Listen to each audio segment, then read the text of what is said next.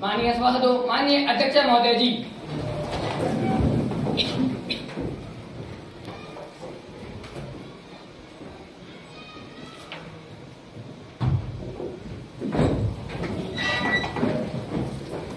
Honorable members, I warmly welcome you all to the winter session of the Youth Parliament.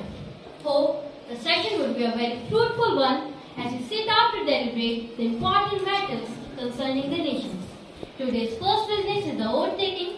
Secretary General, please. Kumari Mehak Vishwakarma, who stands elected from the Panipat constituency of Haryana, will now take the oath or affirmation. Kumari Mehak Vishwakarma, please. Madam, do you want to take oath or affirmation? मैं शपथ लूंगी। In which language would you like to take oath? मैं हिंदी में शपथ लूंगी।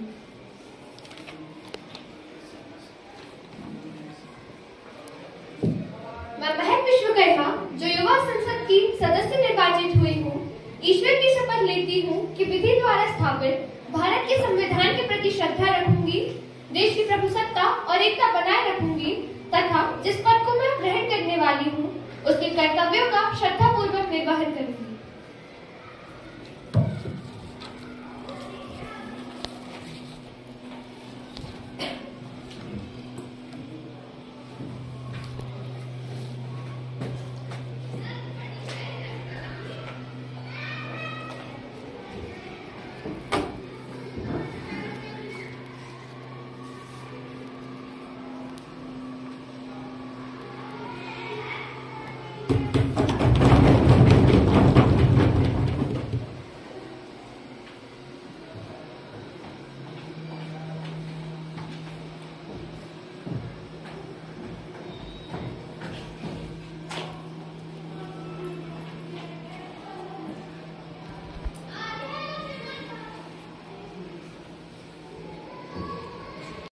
Kumari Palak Rajak, who stands elected from the Dadar and Nagar Haveli constituency, will now take the oath or affirmation. Kumari Palak Rajak, please.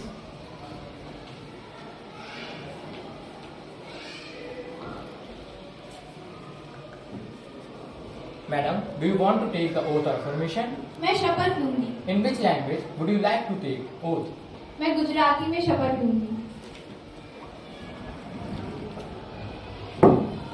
હું પલક રજક, જે યુવા સંસદની લોકસભાની સભ્ય ચૂંટાવી છું, હું ઈશ્વરની શપથ લઉં છું કે હું વિધિ દ્વારા સ્થાપિત ભારતના સંવિધાન પ્રત્યે શ્રદ્ધા અને નિષ્ઠા રાખીશ, દેશની પ્રભુતા અને અખંડિતતાને બચાવીને રાખીશ તથા જીવનને હું ગ્રહણ કરવાનું છું તેના કર્તવ્યોનું નિષ્ઠાપૂર્વક પાલન કરીશ।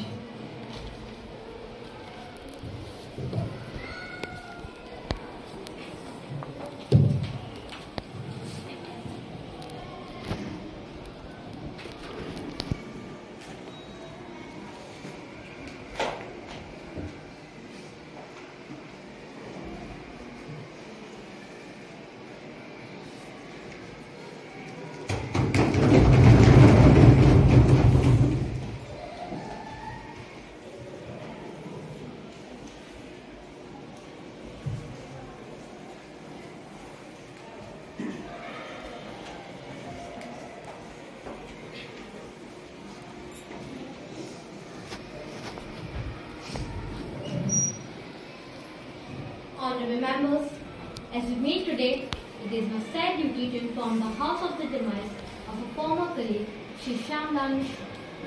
He met with a rude accident in the early morning of 3rd of November while on his way to Delhi Airport. He has served in the 15th and 16th Lok Sabha representing the Beed constituency. He started his political career during his college life. During his political career, he has been the leader of opposition in Maharashtra Vidhan Sabha and the Deputy Chief Minister of Maharashtra. He was a great political leader and a polite public figure. He was a great social worker. The House pays homage to Shri Shyam Lal Mishra.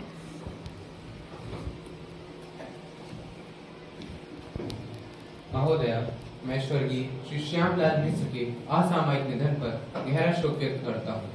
Shri Mishra Bharat के एक कुशल जन नेता थे जो कई बार महाराष्ट्र विधानसभा के सम्मानीय सदस्य रहे। उन्होंने महाराष्ट्र विधानसभा के उप मुख्यमंत्री के पद का भी कार्यभार संभाला। श्री मिश्र का सार्वजनिक जीवन सुचितापूर्ण था। उनकी मृत्यु से हुई क्षति को कभी पूरा नहीं किया जा सकता।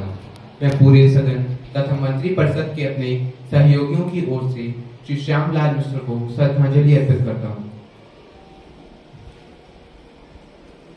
It is very sad that Shri Shyamlal Mishra passed away on 3rd of November 2022. He was born on 12th of December 1978. He was a man of his people. At his home district, he has taken up action programs for the socio-economic development of the region. He has worked for setting up a cooperative sugar factory that started its work in year 1999. Apart from this, he has made several efforts for the socio-economic development of the people in his constituency. I, on behalf of whole opposition, pay a tribute to Mr. Shri Shyamlal Mishra. The House may stand in silence for a while to express a deep sorrow.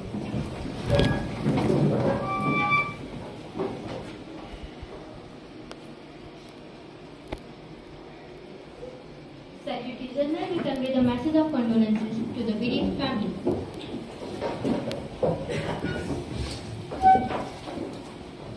Prime Minister to introduce new ministers, please. माननीय अध्यक्ष महोदया, मैं आपकी अनुमति से आपसे व आपके माध्यम से इस सम्मानित सदन से मंत्री परिषद के अपने सहयोगियों का परिचय कराना चाहता हूँ। सर्वप्रथम कुमारी आयुषी राजे, स्वास्थ्य एवं परिवार कल्याण मंत्री। कुमार सार्थक सिंह, वित्त मंत्री। कुमारी अंशिका शाक्यवार, रक्षा मंत्री। कुमारी शिवानी, संसदीय कार्य मंत्री।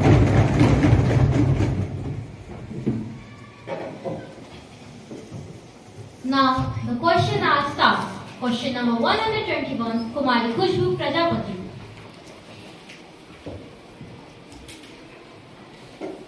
माननीय शिक्षा मंत्री, कृपया यह बताने का कष्ट करें कि वर्ष 2022 में एक वरिष्ठ संसद सदस्य की अध्यक्षता में गठित संसद की स्थायी समिति ने कक्षा 8 तक के विद्यार्थियों को अनुत्तीर्ण न किए जाने पर अध्ययन कर यह निष्कर्ष दिया था कि यह बच्चों में मोटिवेटेड लर्निंग के लिए उपयुक्त नहीं है। लेकिन आरटीई के अंतर्गत आने वाले इस विषय पर एनसीईआरटी एवं गैर सरकारी संगठन प्रथम ने भी अपने अध्ययन में इस बात को रेखांकित किया था कि इसके चलते बच्चों में लर्निंग आउटकम का स्तर गिरा है। माननीय महोदया, यह बताएं कि इन सभी को देखते हुए क्या आरटीई एक्ट में किसी संशोधन का प्रस्ताव विचाराधीन है? कृपया विवरण दें। Honorable Minister of Education. अध्यक्ष महोदया, माननीय सदस्य के इतने महत्वपूर्ण विषय पर प्रश्न उठाने के लिए मैं हृदय से आभार व्यक्त करती हूँ। अध्यक्ष महोदया, मंत्रालय द्वारा विभिन्न अध्ययनों की रिपोर्ट पर अभी विश्लेषण किया जा रहा है। उसके बाद भी यदि और विशेष किसी अध्ययन की आवश्यकता महसूस होगी तो एक विशेषज्ञ समिति का गठन उच्च स्तरीय अध्ययन के लिए किया जाएगा। इसके बाद ही अधिनियम में किसी संशोधन की संभावना पर विचार संभव होगा और उचित समय आने पर इस बारे में संसद को बता दिया जाएगा।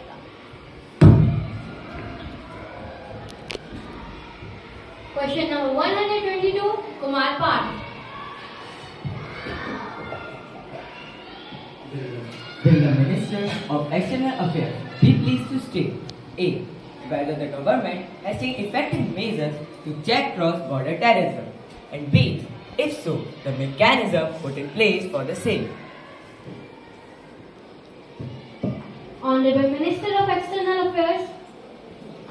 My answer to the first question is yes, the government has taken and continues to take all measures to check and prevent cross-border terrorism and infiltration. My answer to the second question is all cross-border issues are regularly discussed through established institutional, bilateral and multilateral mechanisms. The government in tandem with the state government have also adopted a multi-pronged approach which includes inter alia, strengthening of cross-border and multi-modal deployment along international borders of control and infiltration routes. Question number 123, Kumari Amrita.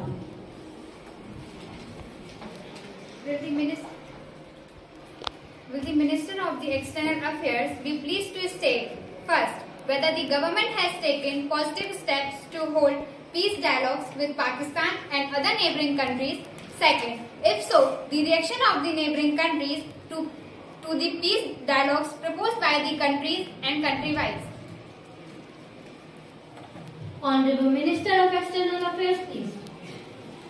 In keeping with India's long-standing policy to build peaceful, friendly and good neighbourly ties with our neighbours, Prime Minister has extended an invitation to the leaders of India's neighbour in South Asia to attend the swearing-in ceremony on May 26, 2022. All visiting leaders expressed great appreciation at this gesture. कुमारी अक्षरा, क्या ये बताइए कि वर्तमान में पाकिस्तान के साथ शांति वार्ता की क्या स्थिति है? Honorable Minister of External Affairs. महोदया, पाकिस्तान द्वारा बार बार किए जाने वाले युद्ध विराम उल्लंघन और कश्मीरी अलगाववादियों से की जाने वाली बातचीत का कड़ा विरोध उठाते हुए किसी भी प्रकार की शांति वार्ता को अभी स्थगित कर दिया गया है। महोदया, प्रधानमंत्री जी का स्पष्ट मत है कि बम बंदूक और बातचीत एक साथ नहीं चल सकते। Question number 124, Priyanshi Lodhi. वित्त मंत्री, कृपया ये बताने का कष्ट करें कि निर्भया स्कीम की वर्तमान में क्या स्थिति है? क्या सरकार ने इस स्कीम के अनुपालन पर निगरानी रखने के लिए किसी एजेंसी को नियुक्त किया है या नहीं? Honorable Minister, please. माननीय अध्यक्ष महोदया, मैं माननीय सांसद जी के प्रश्न के उत्तर में ये कहना चाहता हूँ कि निर्भया स्कीम के अंतर्गत आर्थिक विभाग में एक अलग निर्भया कोष बनाया गया है। इसमें प्रारंभ में 2000 करोड़ रुपए जमा किए गए। किसी भी विभाग या मंत्रालय को आवश्यकता पड़ने पर इस विभाग से धन उपलब्ध कराया जाएगा। वित्त मंत्रालय के अधीन आर्थिक विभाग को इस कोष के नियंत्रण एवं निगरानी हेतु नियुक्त किया गया है। कुमारी अंशिता सिंह. क्या सरकार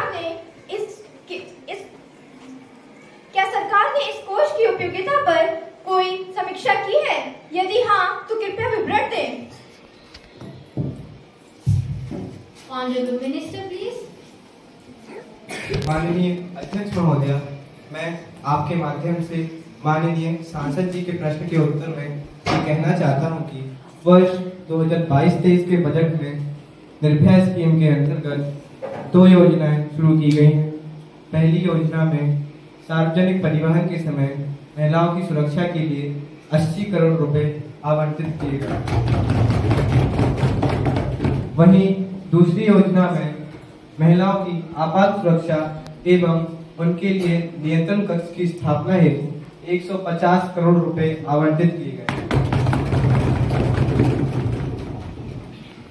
Question number 125, Kumari Gargi Gupta. Madam Speaker, will the Energy Minister be pleased to state A. whether the government have assessed the potential of power generation from tidal waves? B. If so, the outcome of such assessment? C. The estimated cost of power generation from tidal waves via the conventional methods of thermal and hydroelectric power generation. D. Whether the government have formulated any plan to set up tidal power station in the Gulf of Kutch. E. If so, whether such plants are to be set up in other places like Bay of Bengal, etc. F. If so, the detail thereof. Honorable Minister, please. Madam Speaker, The Central Electricity Authority has undertaken various studies and investigations to assess techno-economic feasibility of the tidal power project at Gulf of Kutch, which envisages an installed capacity about 900 megawatts. And there is no proposal at present to set up tidal power project at any other location. It is estimated that the cost of tidal power project generation at the proposed project at Gulf of Kutch will be about 85 paisa per unit. The average cost of generation of conventional thermo and hydropower power generation project as recently cleared by CEA are as under: hydro 35 to 60 paisa per unit and thermal 50 to 85 paisa per unit. Question number 126, Kumari Pallam. Will the Minister of Health and Family Welfare be pleased to state whether the government had made health education as a part of school curriculum? If so, please give details thereof. Honorable Minister, please. Honorable Speaker, health and physical education is already a part of our school curriculum from class 1st to 12th. Besides age-appropriate and context-specific health education content have also been provided for the syllabus and textbook of science up to class 10 and in subjects like biology and psychology in classes 11th and 12th. Kumari Jyoti. Honorable Minister, please state that how will be a course structure and the same will be developed and it will be developed, published as a textbooks. Honorable Minister, please. Honorable Speaker, a committee of experts from NCERT and Ministry of Health and Family Welfare has been constituted to develop the course structure as per the recommendations of National Focus Group, position papers and the National Curriculum Framework 2005. The draft meeting for these courses is in the stage of finalization. These textbooks will be published after the finalization and the approval of the competent authority. Question number 127, Kumari Vaishali. Will the Minister of Health and Family Welfare be pleased to state whether the India has achieved the goal of complete eradication of polio from the country? If so, the details thereof, and if not, the reason therefore. Honorable Minister, please. Madam Speaker, India has achieved the goal of polio eradication as no case has been reported after the last case of polio on 13 January 2011. Kumari Ikra. Honorable Minister, please state whether the Regional Certification Commission of Southeast Region has issued certificate declaring India polio free. If so, the detail thereof. Honorable Minister, please. Madam Speaker, yes, Regional Certification Commission RCC on 27th March 2014 issued the certificate which states that the Commission concludes from the evidence provided by the National Committee of 11 member states that the transmission of indigenous wild polio virus has been interrupted in all the countries of the region. Kumar Vishal. Honorable Minister, please state whether certain cases of suspected polio have been recorded in the country recently, and if so, the details thereof. Honorable Minister, please. Madam Speaker, no polio case has been reported from any part of the country after the last case of polio on 13 January 2011 from West Bengal. Question number 125, Kumar Shab Tiwari. महोदया, अध्यक्ष साहिबा, आपके माध्यम से क्या मुझे जनजातीय कार्य मंत्री यह बताने की कृपा करेंगी कि सरकार के पास एक लंबित सूची जिसमें अनुसूचित जनजातियों की सूची में शामिल करने की मांग करने वाले समुदायों का नाम है का ब्यौरा क्या है, और दूसरा है कि सरकार के पास क्या वाल्मीकि वॉइस और कुरुमान समुदायों को एसटी की सूची में शामिल करने की बात की गई है, और यदि हाँ तो सरकार द्वारा ऐसे समुदायों को सूची में शामिल करने के लिए क्या कदम उठाए गए हैं। कुमारी Janvi.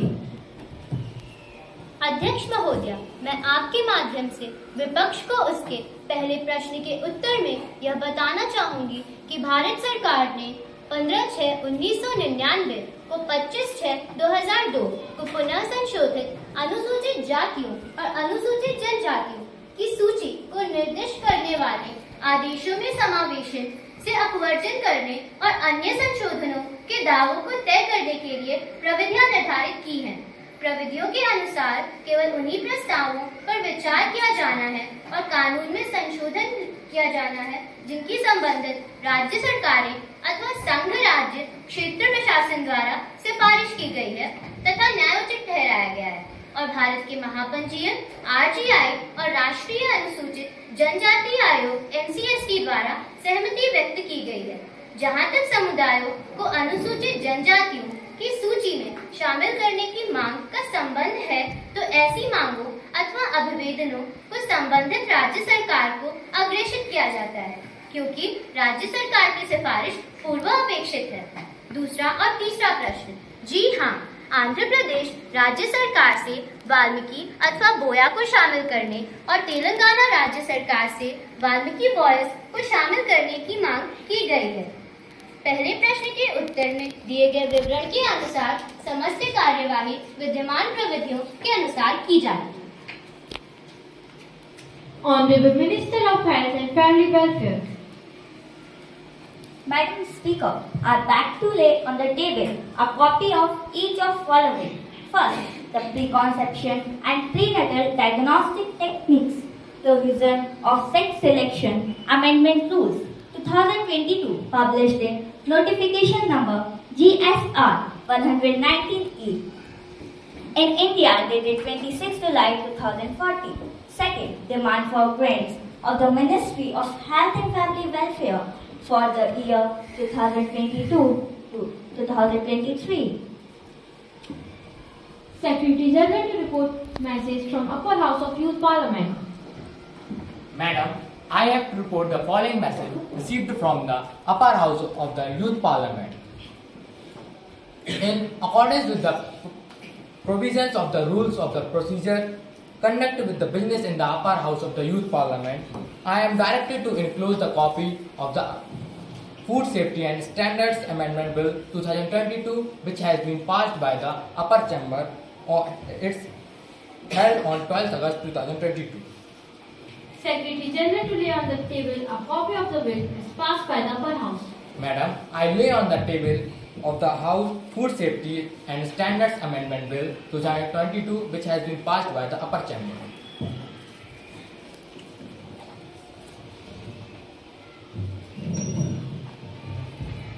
Honorable members, I have to make an announcement on my own and on behalf of the honorable members of the House.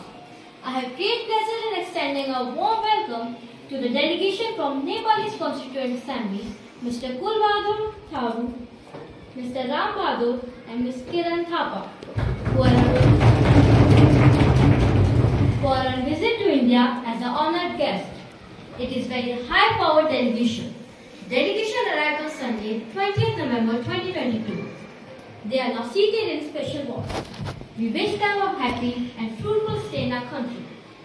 We also convey warm greetings and very best wishes through them to President of Nepal, Prime Minister, Nepalese Constituent Assembly and the friendly people of Nepal. Now,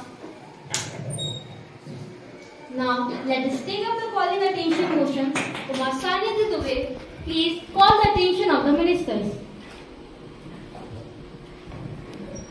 Madam, I beg to call the attention of the Minister of Home Affairs to the increasing incidence of atrocities against women and the action taken by the government. Yes, Ms. Minister, please. अध्यक्षा जी, इस गंभीर विषय को सदन में उठाने के लिए मैं नेता प्रतिपक्ष की आभारी हूँ। अध्यक्षा जी, यह एक बेहद संवेदनशील विषय है और निश्चित रूप से पिछले कुछ दिनों में महिलाओं के साथ घट रही अपराधों की घटनाएं बढ़ी हैं। मैं सदन को विश्वास दिलाती हूँ कि सरकार ने अपनी आंखें मूंद नहीं रखी हैं। सरकार देश में घट रही घटनाओं से रूबरू है। सरकार ने इस संबंध में राज्य सरकारों के साथ संपर्क किया है। घटनाओं की रिपोर्ट मंगाई जा रही है और उन पर अध्ययन भी जारी है। अध्यक्षा जी, कानून एवं व्यवस्था बनाए रखने की जिम्मेदारी राज्य सरकार के अधिकारों का विषय है और इस प्रकार की घटनाओं पर तुरंत सख्त कदम उठाने के निर्देश दिए गए हैं। गृह मंत्रालय और राष्ट्रीय महिला आयोग की टीमें घटना स्थलों पर भेजी गई हैं। गृह मंत्रालय इस पर सख्त कदम उठा रहा है। Madam Speaker, I am not at all satisfied with the answer of the Home Minister. She cannot end up by letting the responsibility on state government.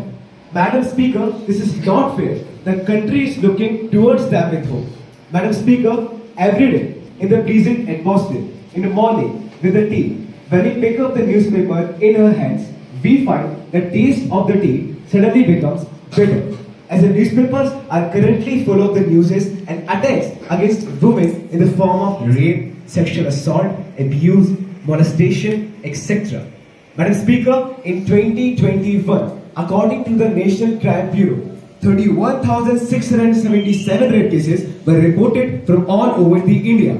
And Madam Speaker, out of these, 27,659 rape cases were committed by the relatives. Relatives, madam. This is happening, ma'am.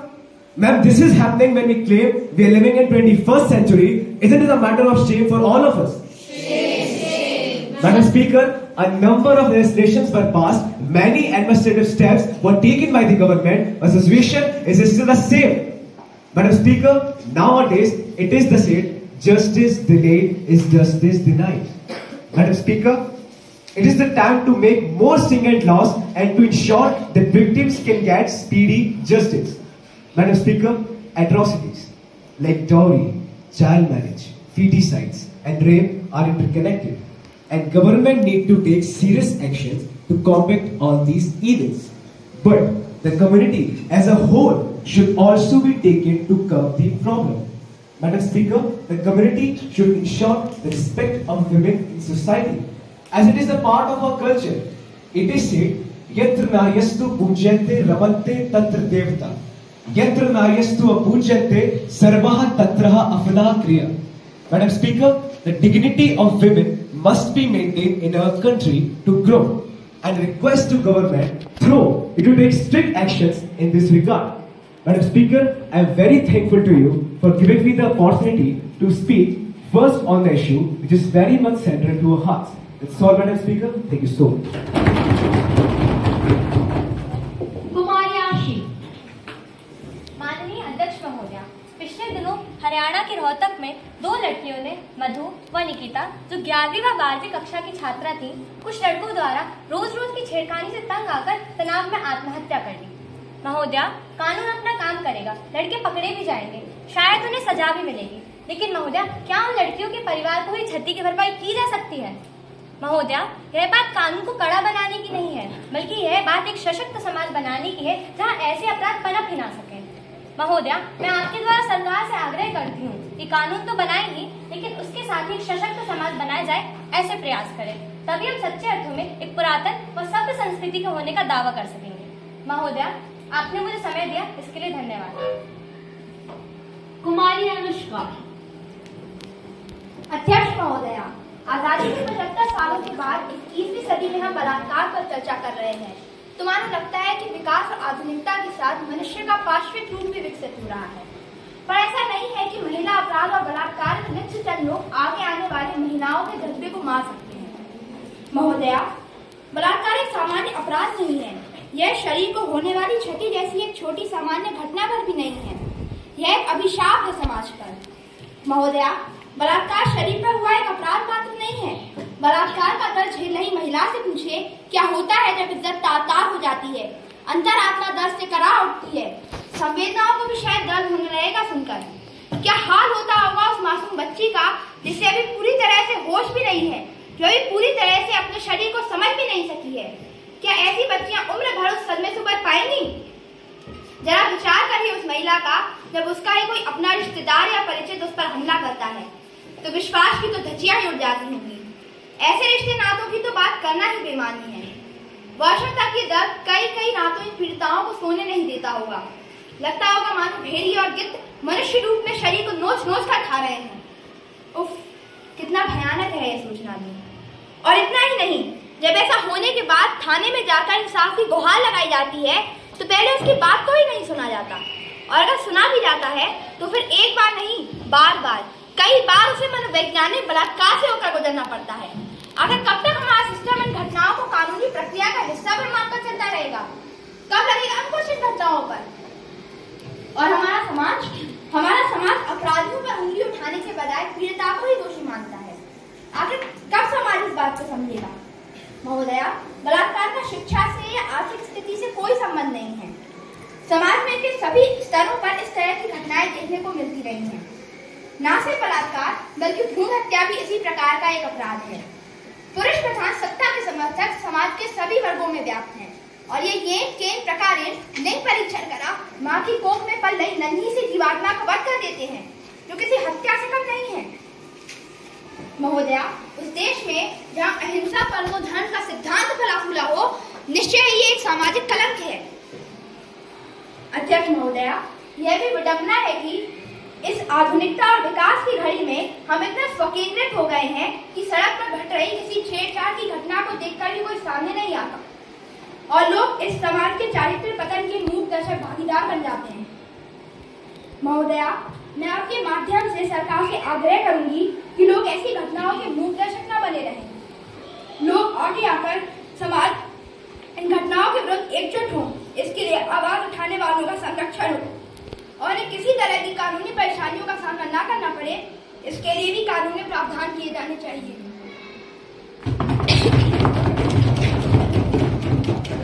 कुमारी महिमा। अध्यक्ष महोदया, बोलने का अवसर प्रदान करने के लिए धन्यवाद। महोदया, ये दौर आधुनिकता और फैशन का है, और हमारे देश की महिलाएं समय के साथ कदम से कदम मिलाकर आगे आ रही हैं। निश्चय ये प्रशंसा का विषय है, परंतु अध्यक्ष महोदया, दिन ब दिन बढ़ती महिला अपराधों की समस्या चिंता में डालती है। उन्हें रोकने के लिए मैं सरकार से निवेदन करती हूँ कि बड़े कानून बनाए जाएं और उन पर अमल हो, इस बात को सुनिश्चित किया जाए। महोदया, ये समय सिर्फ बड़े कानून बनाने का नहीं, आत्ममंथन का भी है। कहीं ऐसा तो नहीं कि आधुनिकता की अंधी दौड़ में हम अपने संस्कारों को पीछे छोड़ते जा रहे हों? जरूरत इस बात की भी है कि महिलाओं को संस्कारों के दायरे में रहकर अपने को आगे लाना चाहिए। महोदया, कम कह रही हूँ पर अधिक समझा जाए। बरगद जितना घना हो उसकी गरिमा वही है, बरगद जितना घना हो उसकी गरिमा वही है, तुलसी घर के आंगन में रहे उसकी महिमा वही है। कुमारी जाए। अध्यक्ष महोदया, सर्वप्रथम मैं सदन को शुभकामनाएं देती हूँ इस गंभीर और ज्वलंत विषय पर चर्चा करने के लिए। महोदया, निश्चित ही आधुनिकता और फैशन का दौर है, और हर हिंदुस्तानी महिला को भी अधिकार है कि वो अपने मन की सुने और आगे बढ़े। जैसा कि मेरी पहली वक्ता हमारी महिमा ने जो बात कही, मैं वही कहना चाहती हूँ। दीन ना हो गोपे, हीन नहीं नारी कभी। दीन ना हो गोपे, हीन नहीं नारी कभी। दया मूर्ति वह मन से, शरीर से। महोदया, नारी ना तो दीन है ना हीन है। मैं आपके माध्यम से अपनी बात पूर्व वक्ता कुमारी महिमा तक पहुँचाना चाहूंगी। उन्होंने बरगद की बात की। महिला वो बरगद है जो माँ, बहन, बेटी, पत्नी, दोस्त सभी रूपों में दया, ममता, स्नेह और प्रेम की छाप फैलाती है, जिसमें संपूर्ण मानव जाति संरक्षित और सुरक्षित महसूस करती है। सही कहा उन्होंने। इस बरगद को तो समाज की उन्नति के लिए फैलना ही चाहिए। पर महोदया, उन्होंने कहा कि तुलसी घर के आंगन में ही रहे। उनके शब्दों द्वारा उनके विचारों को बड़ी बड़ी स्पष्टता और सरलता के साथ समझा जा सकता है। मैं आपके माध्यम से उन तक यही कहना चाहूंगी कि तुलसी बिरवा बाग में सींचे से कुमलाए, तुलसी बिरवा बाग में सींचे से कुमलाए, राम भरोसे जो रहे पर्वत पे हरियाएं। महोदया, यह समय महिलाओं को खुला आकाश देने का है। कौन सा ऐसा क्षेत्र है जहाँ महिलाओं ने अपना नाम न कमाया हो? महोदया, यह समय महिलाओं को संरक्षण देने का है। मैं आपके माध्यम से सरकार से निवेदन करती हूँ कि नारी विरोधी गतिविधियों की रोकथाम के लिए कड़े से कड़े कानून बनाएं। सही अर्थों में तभी हम 21वीं शताब्दी का भारत बन पाएंगे। महोदया, आपने मुझे समय दिया उसके लिए धन्यवाद। Honourable home minister please. अध्यक्षा जी, इस विषय पर चर्चा जो प्रतिपक्ष के नेता ने बड़े ही संक्षिप्त भाषण से शुरू की है, वो विपक्षी नेताओं के तर्कों को छूती हुई मुझ तक पहुंची है और कई वक्ताओं ने मेरे वक्तव्य पर रोष भी प्रकट किया। मैं उनकी इन भावनाओं का भी स्वागत करती हूँ। अध्यक्षा जी, आप इन तर्कों पर जो भी व्याख्या स्वीकार करें, लेकिन एक स्थिति जो इस देश में उत्पन्न हो रही है, आप उसको अनदेखा नहीं कर सकते। हाल ही में पास किए गए बजट में 100 करोड़ रुपए हमने बेटी बचाओ बेटी पढ़ाओ योजना के लिए दिए। हमने स्कूली पाठ्यक्रम में लिंग भेद समाप्त करने के लिए एक अध्याय जोड़े जाने का प्रस्ताव भी दिया है। बड़े शहरों में महिलाओं के अलग परिवहन की योजना के लिए फंड की व्यवस्था की गई है। कैबिनेट ने जुवेनाइल जस्टिस बिल पर अपनी सहमति दी है, जिसे हम जल्द ही सदन में प्रस्तुत करेंगे। केंद्र ने राज्य सरकारों को भी इस संबंध में एडवाइजरी जारी की है। हमने कहा है कि राज्य सरकारें पुलिस में महिलाओं का प्रतिशत बढ़ाएं। सुप्रीम कोर्ट द्वारा दी गई विशाखा गाइडलाइंस का अनुपालन सुनिश्चित किया जा रहा है। वन स्टॉप क्राइसिस सेंटर खोले जा रहे हैं। अध्यक्षा जी, सरकार विपक्ष की भावनाओं का आदर करती है। इस पीढ़ी में हम बराबरी के भागीदार हैं। माननीय सदस्यों की सभी भावनाएं हम तक पहुंची हैं। अध्यक्षा जी, जैसा कि मैंने अभी बताया, सरकार सभी संभव कदम उठा रही है, पर मेरा मानना यह है कि सिर्फ कानून बना देने से समस्या का समाधान नहीं हो सकता। हाँ, यह एक कदम समाधान की दिशा में जरूर हो सकता है।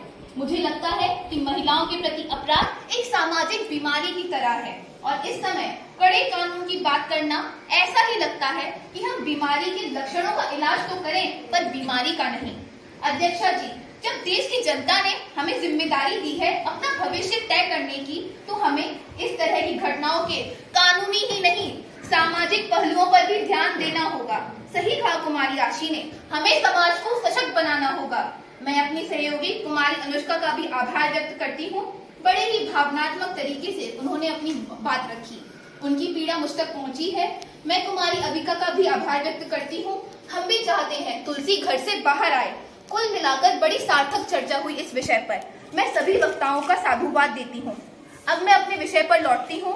हाँ, तो मैं कह रही थी कि सिर्फ कानून बना देने से समस्या का समाधान नहीं हो सकता, क्योंकि निसंदेह कानून अपराधियों में भय का माहौल तो बना सकता है, पर कानून उस पीड़ा की क्षतिपूर्ति नहीं कर सकता जो भारतीय समाज में एक पीड़िता को होती है।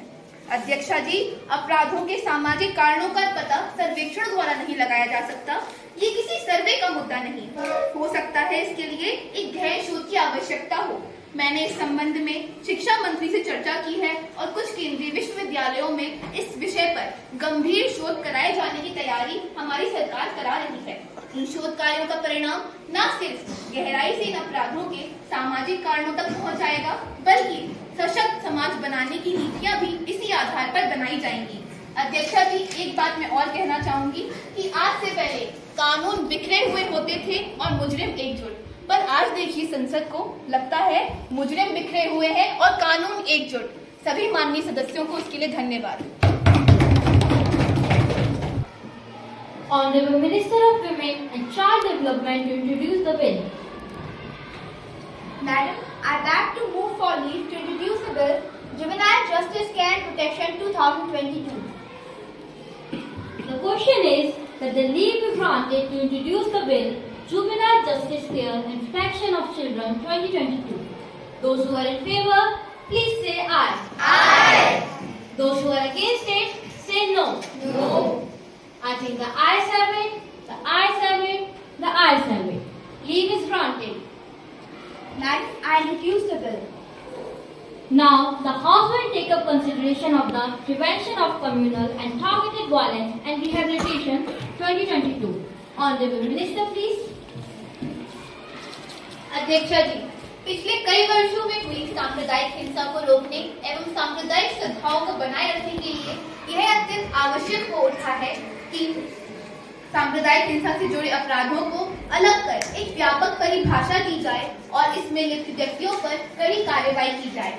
इसके लिए सरकार सांप्रदायिक एवं लक्षित हिंसा एवं पुनर्वास बिल 2022 लाई है, जिस पर मैं रोशनी डालना चाहूंगी। अध्यक्षा जी, यह बिल सभी प्रकार की सांप्रदायिक हिंसा और अपराधों से जुड़े मसलों का हल उपलब्ध कराता है।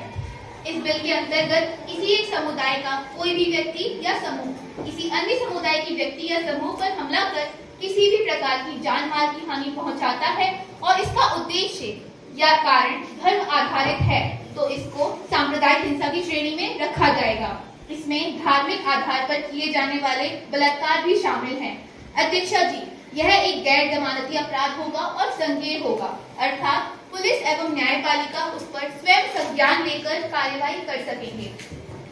अध्यक्षा जी, यदि इस प्रकार की हिंसा में यह पाया जाता है कि हिंसा को किसी धार्मिक, सामाजिक, राजनैतिक या अन्य संगठन द्वारा प्रायोजित किया गया था तो संबंधित संगठन को प्रतिबंधित किया जाएगा और चूंकि यह अपराध संविधान की मूल भावना को क्षति पहुंचाता है, इसलिए उस अपराध को राष्ट्रद्रोह की श्रेणी में रखा जाएगा। कोई राजनीतिक दल यदि इस हिंसा में लिप्त पाया जाता है तो उसकी मान्यता समाप्त की जा सकेगी। उसके लिए जन प्रतिनिधित्व कानून से भी संबंधित उचित संशोधन प्रस्तावित है।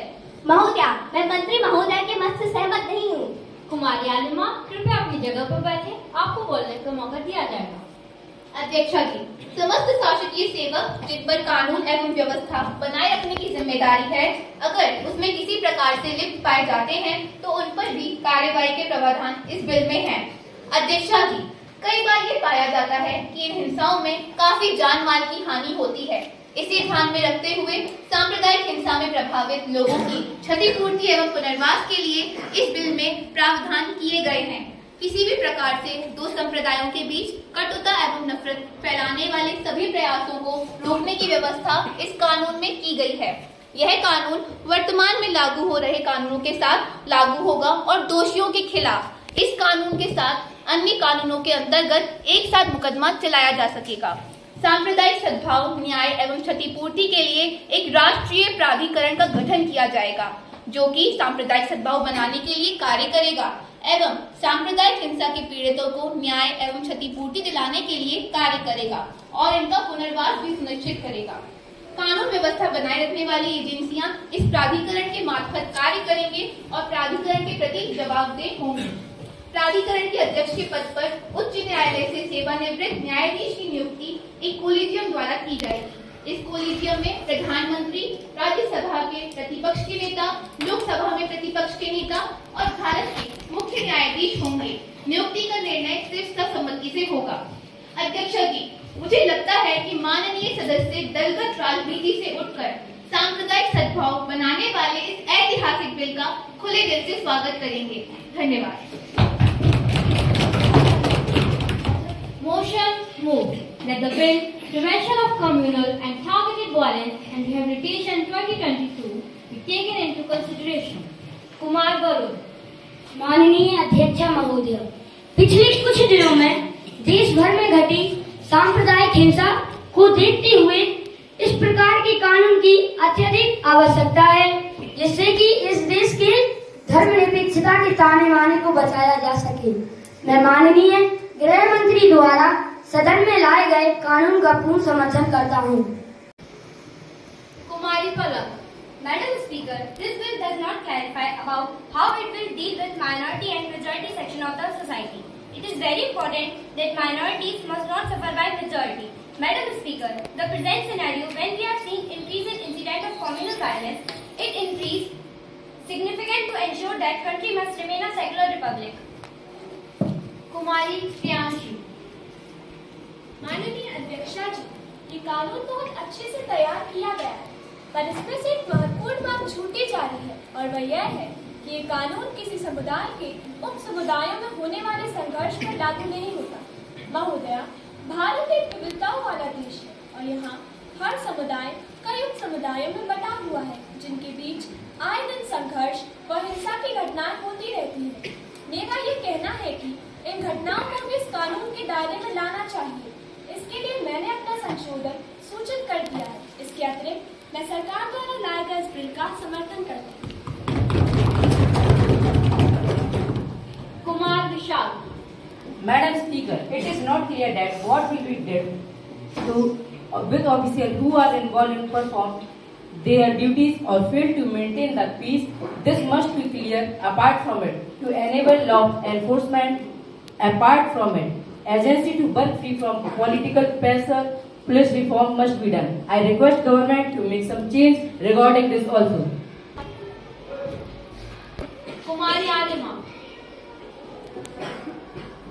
माननीय अध्यक्ष महोदय, कानून बनाकर किसी एक समुदाय को फायदा व अन्य समुदाय को नुकसान पहुंचाना लोकतांत्रिक ढांचे के लिए खतरे की घंटी सी लगती है। महोदया, यदि हम इस देश से सांप्रदायिक तनाव को कम करना चाहते हैं तो उसके कई अन्य तरीके भी हो सकते हैं जिससे किसी एक विशेष धर्म की सुरक्षा व संरक्षा की पैरवी न की जाए। महोदया, मुझे लगता है इस बिल को लाने के स्थान पर सरकार जो कानून पहले से है उन्हीं का सख्ती से पालन सुनिश्चित करे। मैं आपके माध्यम से इस विधेयक के विपक्ष में अपना मत देती हूँ। कुमारी Ashika Shakyawal.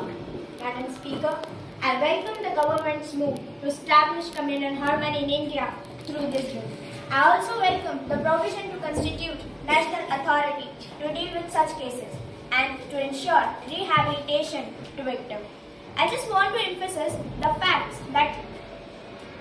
facts that speedy justice is very necessary in such cases. Madam Speaker, along with this, for the fair investigation in such cases to provide provision, national authority should be given power to constitute SIT for this. I have submitted my amendment. Thank you, Madam Speaker. कुमारी शिवानी। महोदया जी, मेरे साथी मंत्री ने आज जो bill प्रस्तुत किया है वह एक ऐतिहासिक बिल है। महोदया, भारत एक बहुत बड़ा लोकतंत्र है जिसमें कई तरह के जाति, धर्म व समुदाय के लोग रहते हैं जिनकी सुरक्षा की जिम्मेदारी हमारी है और मुझे खुशी है कि हमारी सरकार इस जिम्मेदारी को निभा रही है। यह सभी वर्गों को एक सुरक्षित माहौल प्रदान करने का प्रयास है। इससे दुनिया में भारत की छवि मजबूत होगी, इसलिए मैं इस बिल के समर्थन में अपना मत देती हूँ। कुमारी आलिका। अध्यक्ष महोदय, बिल की विषय वस्तु सरकार की नेक मंशा को स्पष्ट करती है। बिल में सभी जरूरी तथ्यों का समावेश किया गया है, परंतु एक बिंदु से मैं सहमत नहीं। महोदय, बिल के क्लॉज 5 में राजनीतिक दलों की मान्यता समाप्त करने की बात की गई है। महोदय, सभी राजनीतिक दल जिम्मेदार संगठन हैं जो लोकतंत्र के मूल्यों में आस्था रखते हैं। यदि इनका कोई सदस्य सांप्रदायिकहीनता में लिप्त पाया जाता है तो उसकी सदस्यता बेशक समाप्त की जाए, पर राजनीतिक दल पर प्रतिबंध लगाना उचित नहीं होगा। कुमारी श्रेया साहू। अध्यक्ष महोदया, मैं पूर्व वक्ता कुमारी आलिका की बातों से सहमत नहीं हूँ। उन्होंने राजनीतिक संगठनों को प्रतिबंध से बाहर रखने की बात कही है, पर मैं आपके माध्यम से सदन में यह कहना चाहूँगी कि क्योंकि हम जिम्मेदार राजनीतिक दल हैं और हमारे सिद्धांत सही हैं, तो हमें इससे डरने की कोई आवश्यकता नहीं है। मैं सरकार द्वारा लाए गए इस महत्वपूर्ण एवं आवश्यक बिल का इसी रूप में अपने दल सहित समर्थन करती हूँ। Honorable Minister, please. Honorable Speaker, Madam, I am very glad to say that many of my colleagues has expressed their view on this important discussion. Firstly, I would appreciate Ms. Priyanshi on her opinion. She raised a very important issue. We wholeheartedly welcome and support the amendment. Madam Speaker, now coming to the point of Ms. Alima and Ms. Palak. They expressed their suggestion dealing with majority and minorities. I would like to tell them through you that a criminal is a criminal. Madam Speaker, as Shair Iqbal has said, मजहब नहीं सिखाता आपस में बैर रखना, मजहब नहीं सिखाता आपस में बैर रखना, हिंदी है हम वतन है ये हिंदोसिता हमारा. Madam Speaker, justice can't see the caste, creed or race of the person. Itself, justice is respective to the person's background. Madam Speaker, I would like to now address Ms. Arika through you that the clause she opposed. As Ms. Arika suggested that the accused is held responsible and not the political party the accused belongs to. I want to share, as we are aware, many religious organizations are now forming their own political party and they might be involved in such violences. So viewing the future possibility, we propose this provision. I would now, Honorable Speaker Madam, I want to, Ansika expressed the need of a special investigation team, SIT, shall be an independent body under the national authority, and it is accountable to the national authority itself. No other state agencies were interfere in the functioning of SIT. Honorable Speaker Madam, I appreciate my colleagues' concern regarding policies reforms. This is a long due discussion and it's being discussed in public domains also. We recently take over the government and currently working over it. We shall bring this issue in the House in short future. My Honorable Speaker, Mr. Vishal inquired about the action should be taken against the official involved. The bill suggested punishment for 3 years jail and fine for financially aiding such violences, and recommend jail for 2 to 5 years for dereliction of duty by an officer. I hope I have answered most of the points raised by the members in course of my speech. I thank you all once again for CDO cooperation in implementing the measures. I request the House to please pass the bill. The question is that the bill to provide for the prevention of communal and targeted violence and rehabilitation bill 2022 be taken into consideration. Those who are in favor, please say aye. Aye. Those who are against it, please say no. No. I think the ayes have it, the ayes have it, the ayes have it. The motion is adopted. Now the question is that clause 2 stands part of the bill. It has one amendment. Kumari Priyanshi to move amendment. I move my amendment. Now the question is that clause 2 as amended stands part of the bill. Those who are in favor, please say aye. Aye. Those who are against it, please say no. No. I think the ayes have it, the ayes have it, the ayes have it. The motion is adopted. Now the question is that clause 19 stands part of the bill. Kumari Anshika Shakyawal to move amendment. I move my amendment. Now the question is that clause 19 as amended stands part of the bill. Those who are in favor, please say aye. Aye. Those who are against it, say no. No. I think the ayes have it, the ayes have it, the ayes have it. The motion is adopted.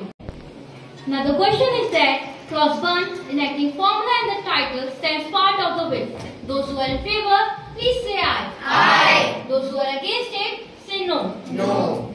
I think the ayes have it, the ayes have it, the ayes have it. The motion is adopted. The minister may move that the bill is amended to pass. Madam, I move the bill as amended be passed.